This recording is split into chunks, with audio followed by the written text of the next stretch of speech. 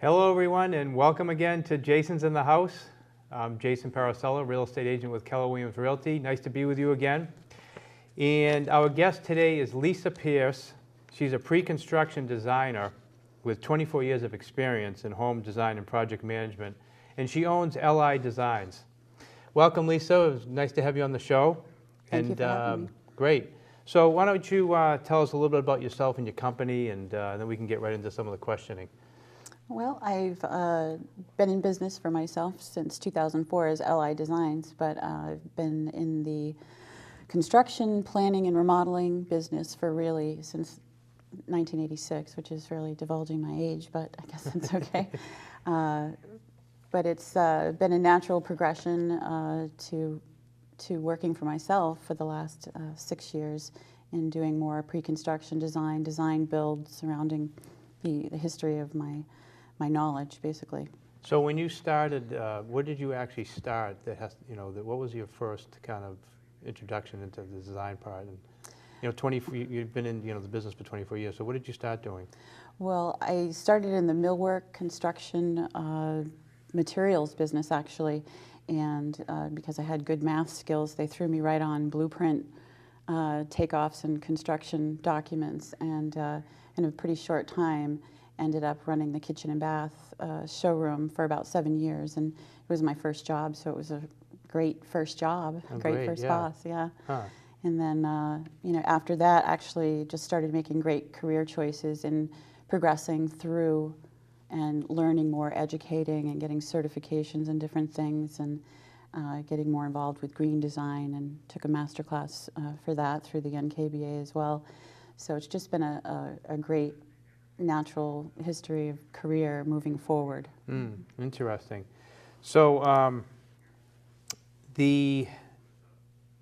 so when you started working for yourself, how did you what's your main thing that you'll do? I mean, it seems like it covers a lot of different areas. So it does. I do specialize in kitchen and bath just because that's where my start was, but my knowledge extends so much further into the remodeling and construction that I've really just learned the method of design build, and I learned that through working the last 10 or 12 years actually, prior to 2004 I should say, with design build firms.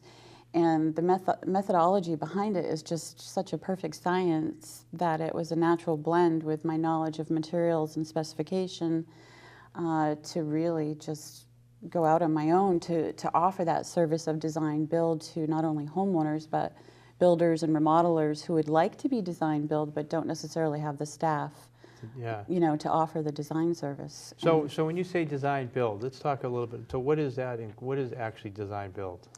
Well, design build, it's pretty basic method, and that's where I use the term pre-construction planning.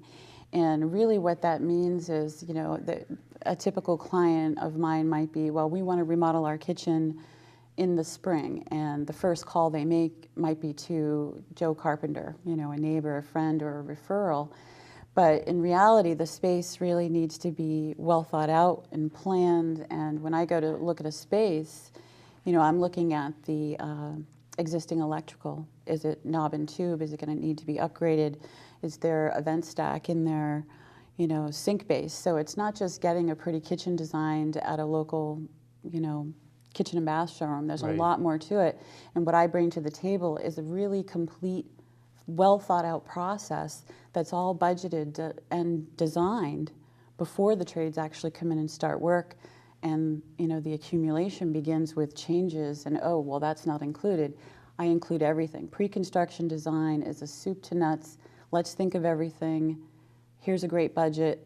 Let's get the great people to go behind it. And so you'll have everything drawn out and coded or whatever, so that's very specific as to the materials and the product and everything. That's so you actually right. pick out the cabinet, and you pick out the type of faucet, and you pick out the lighting and everything like that. That's exactly right. And the reason that I do that is again, going back sort of to the stigma of the just getting a bid from maybe just a carpenter who doesn't have the access that I do after being in the business for 20 plus years. I have great access to materials as well as pricing. So I pick the products because it's a real model number, it's a real price, it's not an allowance. I see. And that's one of the biggest mistakes that homeowners face with their builders is, well, here's an allowance, but they really don't know what they want until it's designed and chosen and, you know, well thought out. Right, right. Yeah, I mean, when you think about kitchens and baths, I mean, as you mentioned, there's so much to it with all the different, you know, you're dealing with a lot of different people too. Mm-hmm. There are You a know, lot of the trades. carpenters and the electricians and the plumbers and you know, all this, so it's, That's right. you know, those of you who have done remodels can testify to the fact that it gets very confusing. And when you're relying on a carpenter, like you said, not to say that, you know, contractors, when you have an allowance, you know, it gets a little confusing sometimes. Well, I guess, contractors yeah. aren't spending their days shopping for luxury products, you know, such as great faucets and custom tile applications. You know, they're thinking of sort of the basics that they're looking at every day at their local, you know, depot or other location where they might be picking up materials, whereas there are millions of products, literally millions. And there are some that I recommend and there are some that I don't recommend. So that's something else that I bring, is just a great knowledge base of information. Now, so if I decide I want to do or do my kitchen over, am I going to call the architect first, or am I going to call you? Actually, let's rephrase that. I'm going to do an addition. So I actually need to design the, you know, do the addition with the setbacks and everything. Do I call the architect first, or do I call you first? If you don't have a budget, you can call the architect first. It depends on the architect, honestly, because there are architects that will do a design build process and usually will recommend the builder alongside their architectural drawings. I see. And the reason for that is kind of going back to the budgeting idea. You can have a great architect that may just over-design, and you may have a $100,000 budget in mind, and the design comes back, looks great. You've gone through hours and hours with the architect, paid them, you know, a certain dollar amount for their work, and now you hand it off. You get a bid, and it's $250,000. Right. So the design build method is pre-construction planning, figuring out everything that's going to happen, what needs to happen for code, for Mass State Code, for the new EPA laws are coming into play. You know, April 22nd, remodeling is going to be heavily impacted. That's the lead paint and all that, those types of Yeah, things? the lead paint law has changed dramatically, and all contractors, remodelers need to be certified, and not just contractors and remodelers, but anyone doing any kind of demolition. So a house, so my understanding is that any house is built prior to 1978, Yes. no matter what, the contractor or whoever, the professional that's working on the house that does any type of removal of walls or things like that has to be... They have to be certified through the EPA, and there has to be someone on site that is certified. So you could have a crew of, you know, 8 or 9 guys working, but the one man who's certified needs to be there because there's certain steps that need to be taken for the removal, and things need to be bagged. HEPA filter systems need to be used. So they actually testing for the lead prior, or are they just assuming it's lead? You know, how are they? Well, I guess it's, I mean, if it's my interpretation. I don't know. I'm not saying you're an expert in this area. And I'm not. But, so if you don't know, yeah. If it, but just prior in general, to just thinking, 1978, there were still a number of lead-based paints. So someone came to me just the other day, well, I don't have, my woodwork's not painted, but your walls have been painted. Right. So it you don't know how many layers of paint prior 78 are under there, and any kind of disturbance can put it in the air. Yeah. Yeah. So you really need to be careful with. Right, because it gets in the air and everything too. Absolutely. The lead dust. And that's something that I actually added to my, even though I'm not in the construction labor business myself, it's something that I advise all of my clients when we're doing any kind of work in a home prior to 1978. I make it part of my design agreement that they visit the EPA website. And make sure they understand, especially when they have children. Well, it's actually, I think it ties in prior to 1978, and then if you have a child under 6. That's right. So if you don't have a child under 6, it doesn't matter. The new law as doesn't it's matter. okay. No, that's you're thinking of for rental properties, and Right. I've run into that as well. So the law doesn't apply to children, or no, it's just basically... It's across the board, federal guidelines, yeah. Interesting, okay. We talked about what you specialize in. What are some of the advantages of working with a pre-construction designer? Well, we hit on it quite a bit, but the biggest advantage is really working with a budget. There really hasn't been a client in my 24 years that says, spend whatever you want. Right. So there's always a limit, and a lot of people have preconceived notions of what things might cost, and I'm there to shake them up and tell them different. Right, because I mean, it's a reality check. These kitchens It and is. bathrooms can cost, you know, it's Yeah. a huge disparity of what, you know. Well, a lot of that is actually neighbors and friends advising based on singular costs rather than whole costs. And, Right. well, I had my bathroom done for $5,000, but I had to buy the $4,000 worth of tile and the $250 light, and Right. there are a lot of things that aren't in that. And when I give a presentation at an initial consultation, even, I try to put numbers that are real together in my head and assume what the plumber, the electrician, the tile, nothing's left undone, Right. because that's what they're going to spend. So Right. if they say, you know, I only want to spend $20,000 on my bathroom, I'm sure going to try to make sure that's what's going to happen, or omit or reduce the scope of the work so that they can meet that guideline. Right. Now, you had mentioned also that you've been in the business for quite a while, that you have good relationships. So, you know, if someone hires you, are you generally or typically saving people money on the materials costs? Like, you have relationships with Yes. the supply house and things like that, that you can get maybe a cabinet at a different price than. Yes, there are certain vendors and certain brands that I've been buying for a number of years, and I am able to save because I'm not carrying a large overhead with a big showroom. You can, But okay. I know the products, I have samples, and I have great relationships with the vendors in their showrooms. Good. Yeah. That's good to know. Exactly. So what do you provide a typical client? I mean, I know you have some stuff you can show us, some photos and things like that. And Yeah, well, initially it's always a consultation, but after a client decides to work with me, I always have to start with an as-built and develop project plans.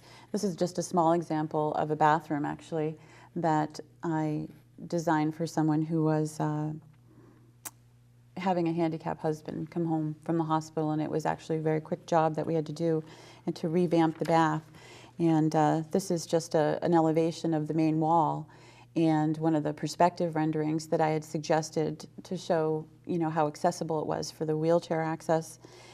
So basically it's floor plans and elevations, and then colorized renderings. so you that can really see, Yeah. you know, what it's going to look like. The renderings are pretty incredible. I actually have some others that I'll show you as well, but here's a photo of that shower finished.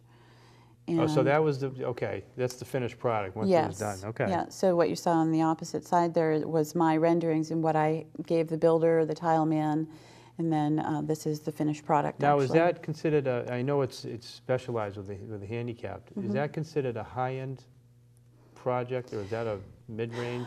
Mid-range project. It looks like quite a bathroom with the tile and It was everything. quite large to begin with. It was quite a large house, but the main goal was to get the product quickly, and added a little bit of style with the wave in the tile.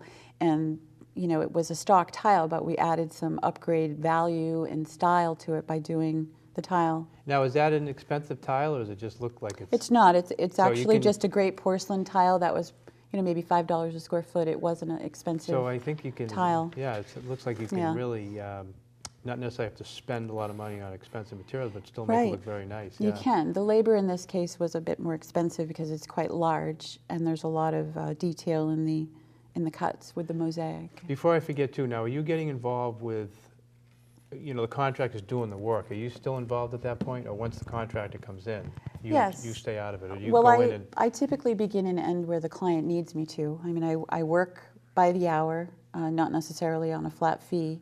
On smaller projects, I would work on a flat fee, but for this, for instance, the client wanted me to supervise, and I worked with her closely very quickly to come up with the design, and she felt most comfortable with me, you know, staying on board and laying things out with the tile man, which I did, and some of the things that you don't see here that had to be discussed, the handicap rail heights, and you know, just all the ADA assisting Right. pieces that really had to be thought out. There was another large tub area that we worked out as well. So there's just a lot to it, and I think that homeowners realize that once they start with me, that I'm really working out every detail. Well, that's a good with point. them. Yeah. Now, like, so you must have, I don't know how it works with the programs, but the code, like all to code. Yes. certain, everything's the code, you need to I know the use all code the books. guidelines, yeah, and actually I always have a Mass State code book, but there's also federal guidelines, but most of the guidelines are online for any architect or designer. If there's something special,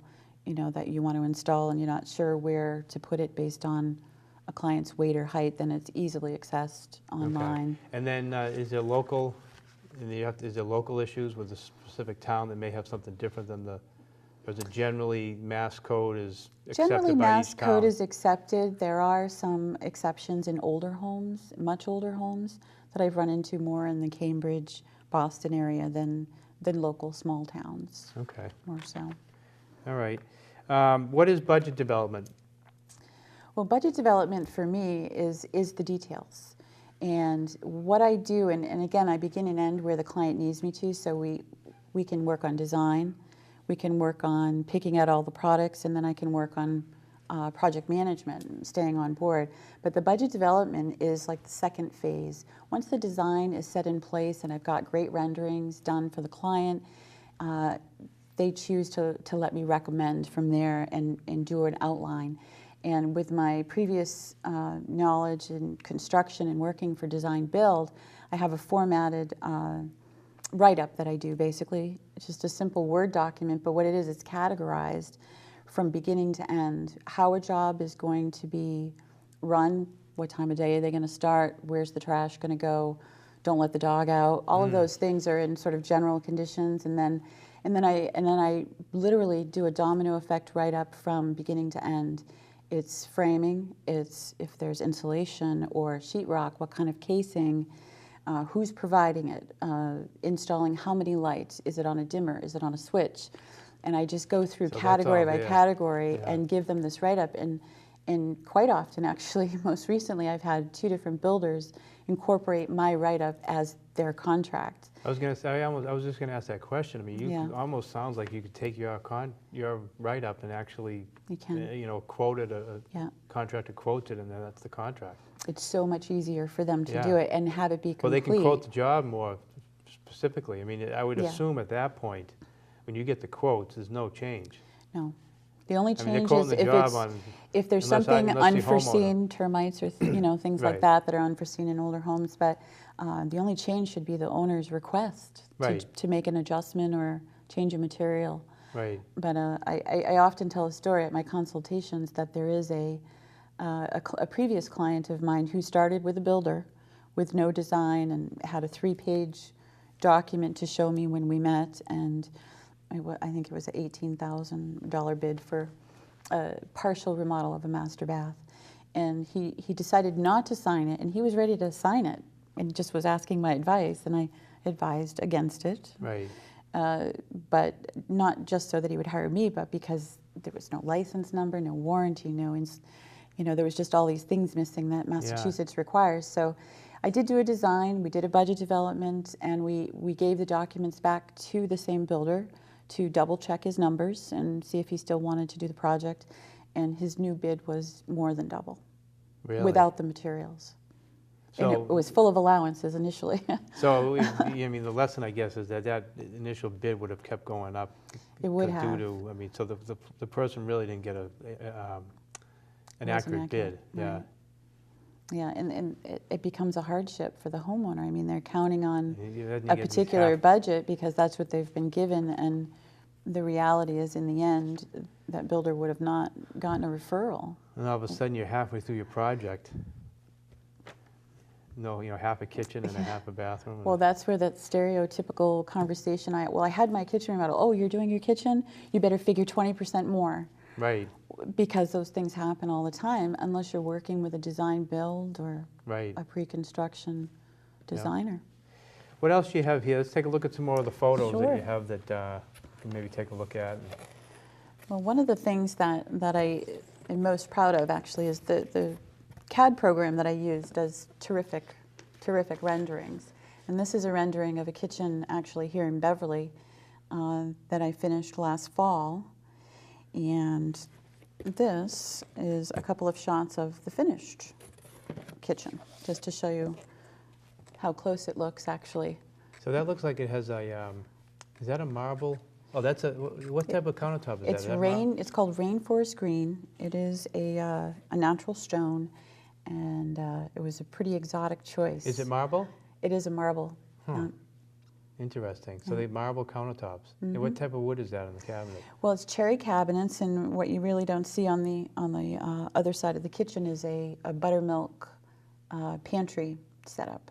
But it's a 1920s house, actually, right on the water here in Beverly, and she was a big cook and really just wanted great open space. And I'm sorry I didn't have better shots, but it's Now, let me ask you something great too. rendering. Like, what woods are you using, or what type of cabinets are you mostly using now? What's the kind of the that kind of used to be oak, and it was, all these.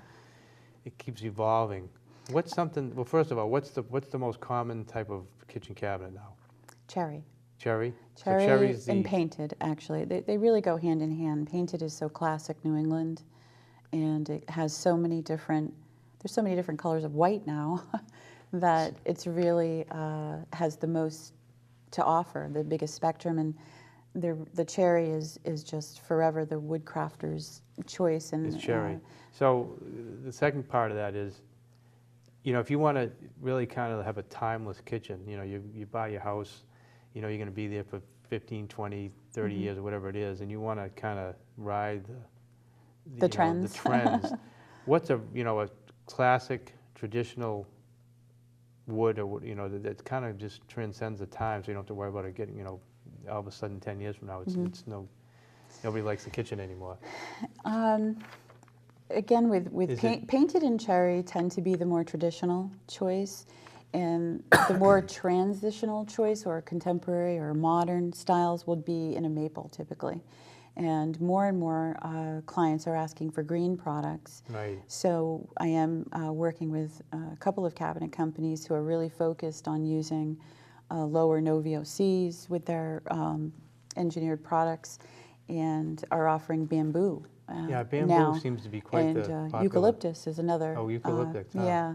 So there's some really great new green products coming out that people are experimenting with, but I would hate to call green a trend, because I'd like to see it continue Right. forever and only grow. Yeah. So So someone really, so cherry or painted pretty much can get you by, and it can, and there's so many colors in the spectrum for what is painted, and even with cherry you can go natural and be very shaker, or you can put a formal burgundy stain on it and go in a very formal home. now do you also, you say there's a house built, in the 1930s, and do you take into consideration kind of the when the house was built, and kind of almost bringing the house, enhancing the house itself to where it really should be? That's those more types of of things. restoration, what you're saying, and yeah, the answer is yes. Like a colonial style home, to kind of match it, if you have a contemporary kitchen with a colonial style home, it's kind of like contradictory. Do you It try is. to consult people to enhance the house in a way that's going to most, they kind of go together? I do always try to stay with the era of Yeah. the house, and I've done some pretty old projects. I have a kitchen I did in Sudbury that had less than 7-foot ceilings and was pre-1700, and we did a beautiful job with that. But there are homeowners who don't necessarily want to stay with the flavor of the house and are trying to modernize it, if you will, a bit. Right. But there's no question that it's the most fun for me, designing with the older moldings and the great ceiling heights, 9.5 foot and things like that. You do a lot with that. Yeah, I love that. Is crown moldings and all those details and those things in, out, or are they always kind of? Well, they're Depending on always the in house, period homes with the more modern styles. The sleeker styles really aren't carrying through with as much detail. Yeah. We have a few minutes left. Do you have other pictures that you really want to show? Or? Oh, well, there was one, because we're talking a lot about There we go. kitchen That's and it, bath. yeah. This is a great one, actually. See if we can get that up a little. Yeah. Is that good? This is an older We home could just leave it there for a little. Yeah. in Gloucester, actually, that was apartments for years and has been, falling apart. And the floors, when I walked in there, were heaving about 12 inches. And so the people who purchased it wanted to rehab and do some condo conversion, because it's right on the water. So they needed renderings for the town, in order to get it through zoning and things like that. So this is the second project that I've done where I really just went out and measured the whole house and did some redesign with the dormers and the porches and things like that to help them go through zoning. And then afterwards, from a realty point of view, doing interior renderings of finished spaces to help clients who are considering pre-purchasing. Yep. So that was there are two projects, including this one that I'm doing renderings for realtors actually. Excellent. No, those are beautiful pictures, and it really gives you a good idea of really what it's going to look like, which is very important. Yeah, it's amazing that they're CAD. Yeah, that's interesting. They really look like great photographs. Yeah, good. So Now let's touch a little bit about on the actual interior design. You know, what type of couch and all that stuff. Did you get into that? Well, I do. I really am not a decorator. I am a space planner. I do recommend colors and things for people to look at, but I typically partner with a couple of local decorators at the end of a project for window treatments and fabrics and things. I mean, I do the color rendering, so I have an idea of what I'd like, but my forte is in space planning and construction, really not picking up pillows and drapes. That type of thing. So you'll work with Yeah. somebody else. Very, very quickly, the feng shui piece of it, is that something you get involved with, or you kind It of? is, and it was by accident that I really realized that it's important to me. Everything needs to really have a great balance to a room, and, Right. and colors make a difference. And you can even see in this particular bath, just I had to have that red towel. Oh, yeah. And it's just this crazy thing, but this is a well-balanced spa-like bath, and you know, this was one of the baths that I paid a lot of attention to the balance and Yeah. the way the room felt when it was finished, and actually picked up the towels myself. Excellent. Great. So how do people get a hold of you? Very They good can information. reach me on through my website, lidesigns.net. Can also call my business line, which is 978-314-9219. And on my website, lidesigns.net, there's actually a form you can fill out if you'd like to be contacted. Great. Bill, this is great information. Thank you very much for being on the show. You're welcome. Thanks for having me. Excellent. Well, again, thank you very much for joining us, and thank you to BevCam. And any questions for me, again, my website is jasonparisellateam.com. See you next time. Thank you.